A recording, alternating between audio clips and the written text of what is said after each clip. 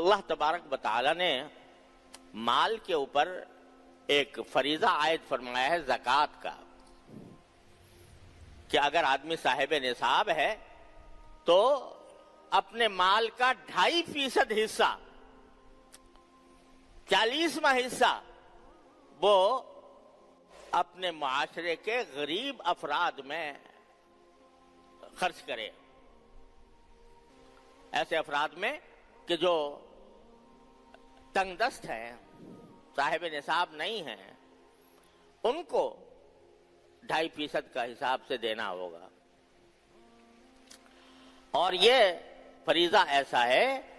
کہ اس کے ایک ایک پائی کا حساب ہونا ہے، تم نے کتنا کمایا تھا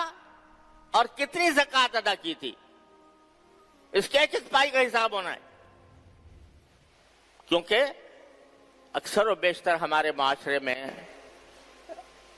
یہ ایک تو زکوٰۃ کی بہت زیادہ اہمیت نہیں ہے، بڑے بڑے مالدار لوگ، اول تو زکوٰۃ کی اہمیت کم ہے، اور اگر ہے تو ایک اندازے سے زکوٰۃ نکال دی، میں نے جتنا مناسب سمجھا اتنا نکال دیا، باقاعدہ حساب کر کے کہ میری کتنی آمدنی ہے، سال کے آخر میں میرے پاس کتنا بیلنس ہے، اور اس بیلنس کے اوپر میرے اوپر کتنی زکوٰۃ عائد ہوتی ہے، اس کو نہ کبھی سیکھنے کی کوشش کی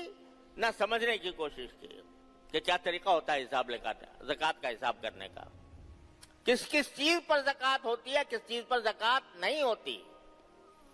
اس کا علم بھی حاصل نہیں کیا۔ یہ کہ بس ایک سوچا بھائی اتنا نکال دیتا ہوں زکوٰۃ، تو اگر وہ زکوٰۃ پوری ادا نہیں ہوئی، جتنی بازی ہوئی تھی، جتنی فرض ہوئی تھی، تو یہ سوال ہوگا کہ جو اتنی کمی ہوئی وہ تم نے کہاں خرچ کی۔ زکوٰۃ کے مد میں کمی کر کے جو تم اپنا کھانا پکاؤ گے، لباس پہنو گے، وہ حرام ہوگا۔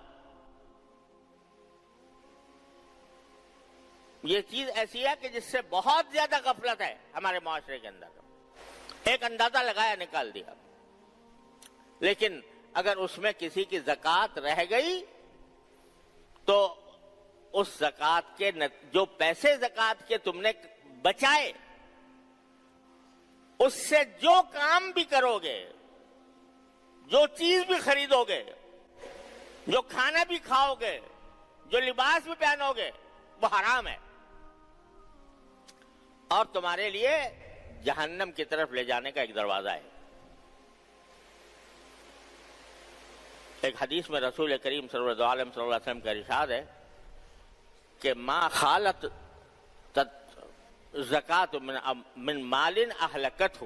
او کما قال صلی اللہ علیہ وسلم، کہ زکوٰۃ کا مال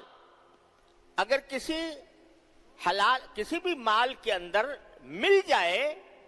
تو وہ اس کو برباد کر ڈالتا ہے۔ کیا معنی؟ اس کے دو معنی ہیں۔ ایک معنی یہ ہے کہ آپ کو جتنی زکوٰۃ دینی تھی وہ نہیں دی، کم دی۔ فرض کرو کہ آپ نے جتنی زکوٰۃ دینی تھی اس میں سے 5% تم نے کم کر لی، کم دی۔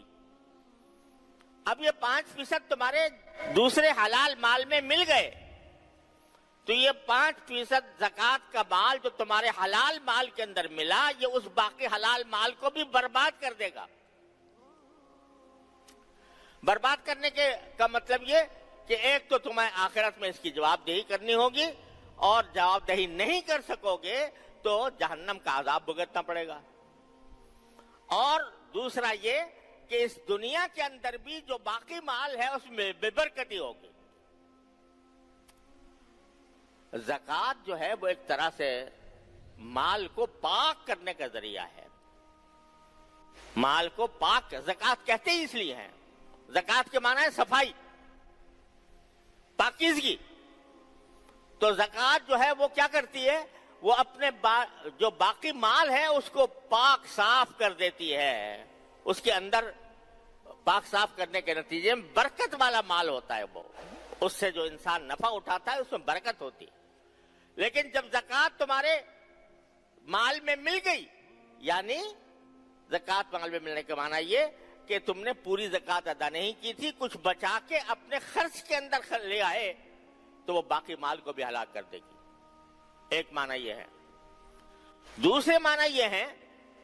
کہ اگر کوئی شخص مستحق زکوٰۃ نہیں ہے، یعنی صاحب نصاب ہے، اس کے لیے زکوٰۃ لینا حلال نہیں ہے، زکوٰۃ لینا جائز نہیں ہے، اور وہ زکوٰۃ کا مال استعمال کر لے، کسی سے مانگے اور وہ اس کو دے دے یہ سمجھ کر کہ یہ صاحب نصاب نہیں ہے اور اس کو زکوٰۃ دینا جائز ہے، اور وہ اس نے زکوٰۃ دوسرے آدمی نے دی اور لے لی، تو جو جائز مال تھا اس کا،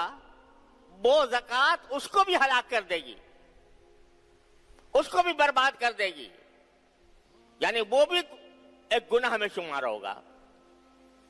تو ما خالت الزکات مالا الا اہلکتہ، او کما قال صلی اللہ علیہ وسلم، کہ زکوٰۃ جب کسی حلال مال کے اندر بھی مل جاتی ہے تو اس باقی مال کو برباد کر ڈالتی ہے۔ لہذا بس اتنی بات نہیں ہے کہ میں نے ایک اندازہ کر لیا کہ بھئی چلو یار اس سال اتنے پیسے زکوٰۃ میں نکال دیتا ہوں، اور حساب پورا نہیں کیا۔ جو لوگ حساب کرتے ہیں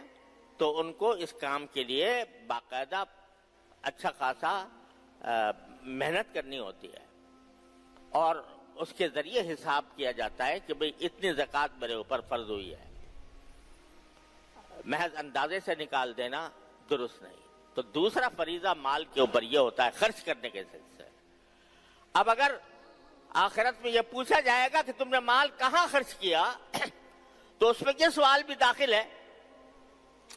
کہ زکوٰۃ دی کہ نہیں دی، اور دی تو پوری دی یا ادھوری دی، یہ سوال بھی ہونا ہے۔ اور بھائی زکوٰۃ تو فرض ہے، لیکن آگے قرآن و حدیث نے یہ بھی فرمایا ہے کہ بس زکوٰۃ تو ہم نے تھوڑی سی فرض کی ہے تمہارے اوپر، تاکہ تمہارے لیے بہت زیادہ مشکل پیدا نہ ہو، لیکن اس کے بعد بھی جتنا تمہارے پاس ضرورت سے زائد مال ہے اس کو بھی ایسا نہ سمجھو کہ بس زکوٰۃ دے دی تو بس قصہ ختم ہو گیا۔ کچھ صدقات بھی ہیں، خیرات کے کام بھی ہیں،